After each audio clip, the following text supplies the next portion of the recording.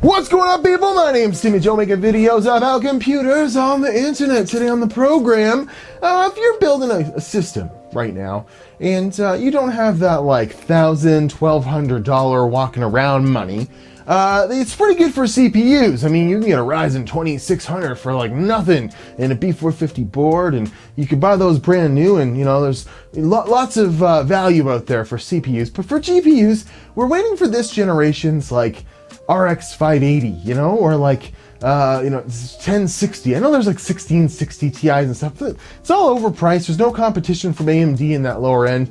Or is there? There sort of is. And then on the used market, there's actually some pretty good deals to be had on Vega. Now, recommending Vega is always comes with a bunch of caveats. You need to have an extremely good power supply, extremely good case, there's ventilation, airflow, don't buy the blower model. But I'm going to show you today why buying Vega 56 right now is a pretty decent idea for some wicked 1440p performance. I bought this Sapphire Nitro version. It's the lower end of the Vega 56. Still 8 gigs of HBM2 on this thing, and a heat sink that can definitely dissipate the massive heat that comes from, I mean, look at this thing. It's almost as big as this 2070 Super MSI, like giant. Basically thought this was the biggest video card I've ever seen, and then I got this one and I was like, pretty damn close. Holy Jesus. So today on the program, we will be reviewing why I think the Vega 56 is an awesome buy for you right now, especially if you want to go used on them and you're not afraid of old mining cards. I certainly wasn't. And how I got a pretty decent deal on this one, even though I'm Canadian and things and stuff. So stay tuned. We're going to look at new and used prices on Vega 56 and why I think they're the awesomest budget option right now, and to not be afraid of them. It's gonna be a good video.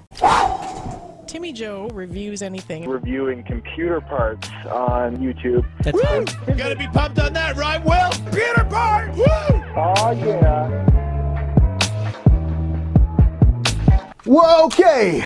Nitro. This is not the LE version, it's the lower end version. And I got it off of eBay on a pretty good deal, but it only has 2 power connectors instead of 3, because there's a bigger version of this one that has that, and there's one that has like RGB lights around here and stuff. This thing's fine just as it is. There's a little, light up thing there, and it's actually very quiet and collected considering it's a Vega card. But I mean, look at the damn cooler on it. It better be, right?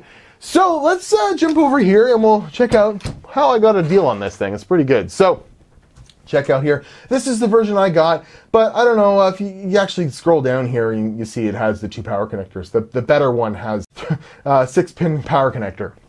That would be weird to have to facilitate that on a Vega 56. But anyways, that's not what we're here to look at. We're looking at the deal I got, $275. I thought that was a banging good deal, and I jumped on it and I clicked buy now before I really thought about it. And then as I was waiting for it to be shipped to me, I was kind of wondering if I really got that good a deal, because of course eBay's always got some ridiculous shipping. This guy wanted $35 for what was probably like $20 shipment US. But in total, I didn't do too bad for considering the pricing, but you guys in the US can do even better.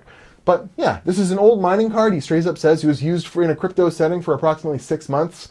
And I believe it because it was fairly clean when I got it. I had to blow some dust out of it, but it's, it's not very, it looks like it was installed in a system, and maybe he even cleaned it out a couple of times, and then it was put in a box, and that's when I got it. It's not bad. So go check out the actual deals you can get. You can get Red Devil models, one of the best ones you can get out there, for $235.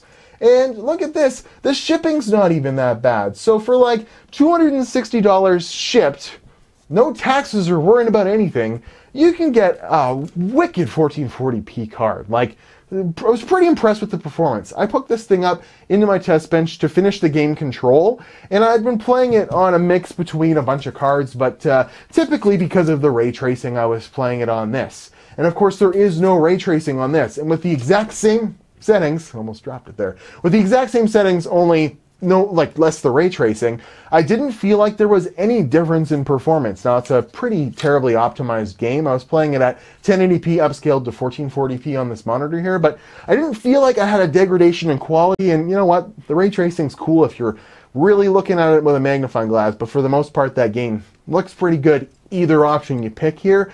And this thing for, you know, like $260 you could have, and it could play that game at 1440p. No, well, as we'll see, it can play it at upscale to 1440p. With the up there with the big boys, even with the 5700. You might say, what about the 5700 or the 5700 XT? Well, they're still, you know, starting at $349, and that only gets you the blower model. Where, look, Red Devil, and this is not some S.O.L case on here. If we go back, there's another one, $264. Like there's a whole whack of them, $230. There's a whole whack of these Red Devil ones on there. I would definitely skip like any of the blower models, and you might be able to get a little bit better a deal. This one's $214. Skip it. You'll thank me later. This thing, I couldn't hear it the whole time because it's got 3 gigantic fans on it and a 5 copper heatsink, 5 copper heat pipe heatsink on it, and it's massive. Now, of course, you're going to need a good power supply, but this thing even overclocked really well. And, I was surprised at how far it was going. I'd never really played with the Vega 56, except for one time I had one of the blower models for like a few days, and that was it. So I was pretty impressed with it. So, want to check one out new? Well, I did that too, and there is a Gigabyte model on there for $339 with a 2-fan model. Like, that's a pretty decent alternative. It's probably better to go with one of these giant heatsink ones. This Gigabyte one, I bet you'll end up hearing it, and it's not going to be nearly, it won't be as bad as the blower model, but it's not going to be anywhere near as good as this. But, hey, if you want a new one, there are options on there to get a Vega 56 in this price range, around $225 to $300. On the top end of that price point, you could get a new one, so it's even good for you new folks out there. But you want to see the performance, don't you? Well, I had numbers from some games and stuff for the 2070 Super and the 5700 Anniversary Edition. You might say, well, why are you comparing it against those? Well, these are much more expensive cards, and it's like one of the best 5700 XTs you can buy and one of the best 2070 Supers you can buy. This thing's like twice the price, right? And I wanted to kind of point out that if you're going 1440p, it can hang with those guys. Yeah, it's not going to be quite as good. It may be, to get on a really high refresh rate monitor, if you're looking for the top end of FPS, you're going to need to bump some settings down a little bit. But at 1440p, this guy's not a bad option. So let's cue up those benchmarks. And then when we come back, we'll talk a little bit about my overclocking experience with this and just finish up on how I think it's a really good value. Pew.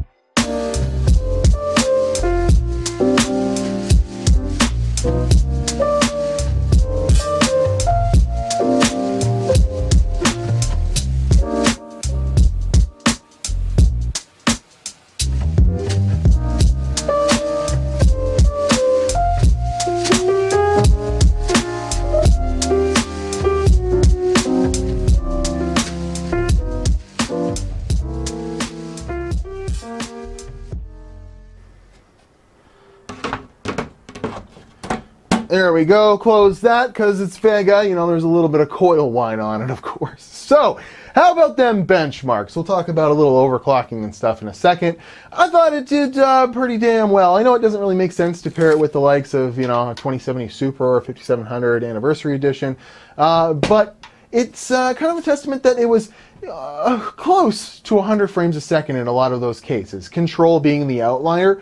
But I wanted to kind of show you that you can spend half the money and get sort of, you know, up their performance to the point where, you know, you're not going to be, if you maybe have a 1080p monitor and you're thinking maybe I'll get a high refresh rate or, you know, a 1440p high refresh rate monitor in the future. If you go with Vega 56, it can still do it. And especially in games like Counter-Strike or Overwatch, stuff like that, you'd be zooming at 144 frames a second at 1440p with that card. Shouldn't be a problem. So it can still hang up there with the big boys. It's still a viable option. And at like $260, $275 used on eBay to your door, it could end up being a really good option for you if you don't mind the foibles that it comes with. So I was going to show you the power consumption, but if you look down here, this is where I put the chiller, and apparently I always keep this hooked up to an extension cord down there. Apparently I squashed my power meter. So I can't actually show you how much power this is consuming right now.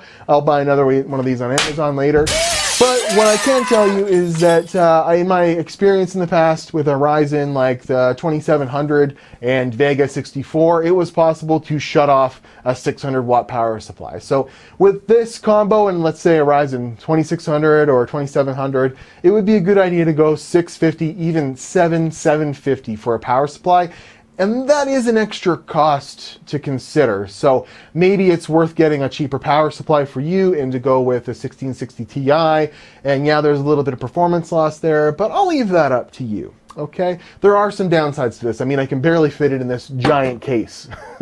But if you want to check out overclock settings, you know what? Vegas are so bad and Radeon is so bad. I'm glad they introduced this game clock because at least gives you a theoretical clock speed you should be hitting. But I've got this set to 1720 megahertz and it's only hitting between 1560 to 1650 megahertz, which is really deceiving, you know, like what clock speed it's actually hitting. But I have it set at 1720 and 905 and it's been pretty rock stable. And you see 75 degrees, that seems kind of hot, but when you consider you can't hear the damn thing, you know, if there was a blower model in there, it would be really loud by now.